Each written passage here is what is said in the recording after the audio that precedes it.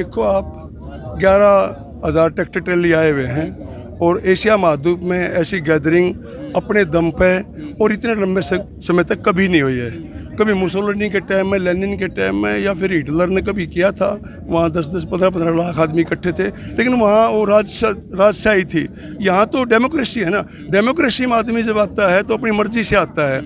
Very simple है। अगर government के समझ में आ जाए, गवर्नमेंट ये बताने में लगी हुई है कि नहीं ये बहुत अच्छा है और जनता ये कह रही है कि नहीं ये गोली नहीं खाऊंगा मैं, ये कड़वी है।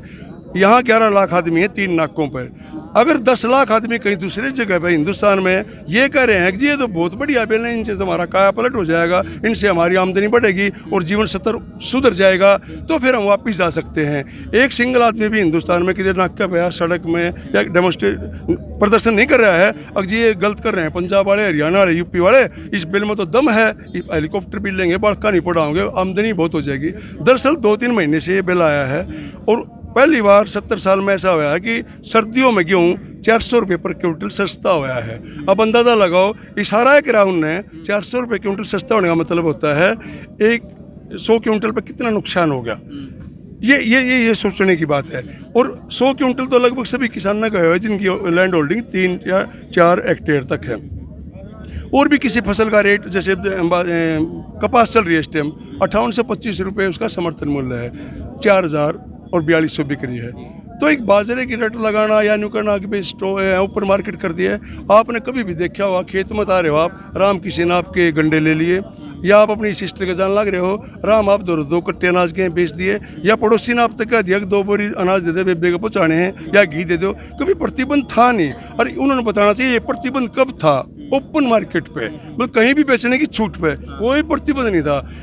फिर मैं वहीं आता हूँ, किसानों को ये मूर्ख समझ रहे हैं। किसान का मतलब इनके दिमाग में है फटे हुए कपड़े, टूटे हुए जूते, ऑटो में पपड़ी हो रही हो, सिर में ढेरे हो रहे हो, नहाते नहीं हो, उसको समझ रहे हैं। जबकि किसान से ज़्यादा समझदार, संयम वाला, विवेकशील, बलिदानी, कुर्बानी वाला कोई नहीं होता है। किसान है, खेत में जाइए आप, मूली मांगे गाजर साथ में देगा, आप कहिए जी मैंने घिया ले जानी है, गंडे भी साथ में दे देगा।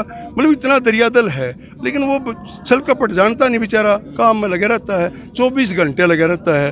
अकेला वर्ग है जो 24 घंटे लगे रहता है। और इस साल उसकी फसल भी क्या मान ले 1 लाख की, और अगले साल वही फसल उसकी 80,000 की बिक सकती है।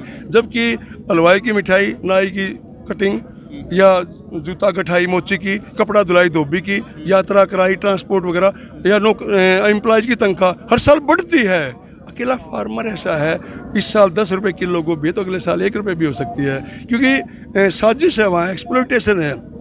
इसका एक ही कारण है सुधारने का, महंगाई विरुद्ध प्रॉफिट कंट्रोल कमीशन बनाए सरकार, बचत नियंत्रण आयोग। अगर कोई भी सुबह जो चीज़ लेता है 25 या 50% उसमें शाम तक कमा सकता है। मान लो आपने 10 की कोई चीज़ ली है तो 12.5 की बेच सकते हैं। इससे 4 करोड़ जॉब जनरेट होंगे। मंडियाँ बना दें 1 लाख, और एक मंडी में 400 आदमी डेपुट कर दें। अगर भाई आपने दूध का देखना है, अपने मसाले का देखना है, आपने अनाज का देखना है, अपने दालों का देखना है, और उसी में से जो 10% या 15% टैक्स लेंगे किसान से लेकर और कंज्यूमर को बेचने के लिए या रिटेलर को बेचने के लिए, उससे उनकी सैलरी निकला होगी, यानी कि 4 करोड़ जॉब जनरेट हो सकते हैं। लेकिन इनको पता नहीं है इन चीज़ों का। तो इनको तो बड़े, अब ये जीटी रोड 1 नंबर है, इन्होंने इसको 44 बना दिया। मतलब अब अंदाजा लगाओ, सारी स्टेशनरी में बदलना पड़ेगा, सारे नक्शा में बदलना पड़ेगा, सर 1 नंबर को लेके गुजरात में।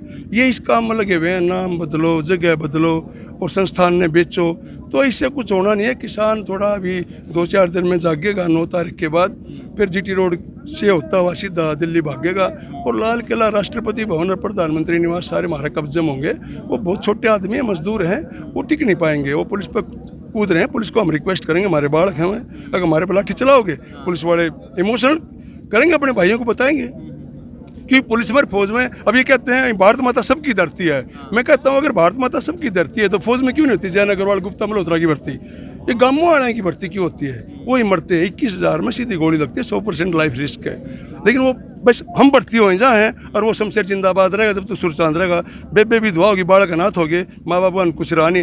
वो ये सोच रहे हैं ये सही है, न्यू फंसाए इनको, ये उनका गलतफहमी है। लेकिन हमारे बड़े भाई आगे हैं, इन्होंने 40,000 गुरुद्वारे खोल रखे दुनिया में, 5 करोड़ लोगों को डेली भोजन कराता है सरदार, 4,000 गुरुद्वारे इनके कनाडा में हैं। तो इस ये आए हम, हमारा हौसला हो गया। हम थोड़े कमज़ोर थे, हरियाणा वाले, यूपी वाले चालाक से हैं, वो झूठ बोलते हैं, थोड़ा हम उसका ऐसा मानते थे। ये यूपी वाले भी जाग रहे हैं। ये प्रधान जी हैं हमारे, राष्ट्रीय अध्यक्ष हैं दोस्त की मसन जी इबिन कोई महसूस हुआ है गन्ना ने कहें थारी गन्ना की जो पक्का अनुवाद देंगे जैसे आपकी फीस 500 है तनख्वाह मैं कह दूँ अगले महीने लिए आप ये कह नहीं पा रहे हो जी मेरी 5,000 कर दो ने क्यों आप 500 नहीं दे रहे हो 5,000 की आप मांगो नहीं गए उसमें उड़ जेरोगे।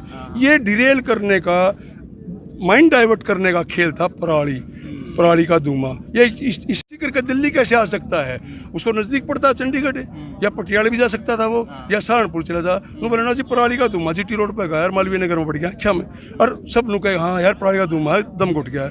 पराली का धुआं गन्ने की पत्ती का धुआं तूड़े का धुआं हानिकारक नहीं होता प्योर होता है। किसानों को इन्होंने वहाँ चेक कर लिया पूरे हरियाणा में 12 किले नहीं चढ़े हैं और इन्होंने बजट बनाया हरियाणा गवर्नमेंट ने 167 करोड़ रुपये। अब इसको मैनेज करो पराली कोई ना चढ़ाए मूर्ख है क्या चढ़ाएंगे 4,000 की बिकती है 1 किले की कुछ नहीं है झाड़ फूक होती है जैसे थोड़ी ढेर हो जला दिए कल्टीवेट होने में या बीज जर्मिनेट होने में थोड़ा आसान नहीं रहे ये मतलब था इन्होंने पराली पर चेक करके। एक आखिरी सवाल है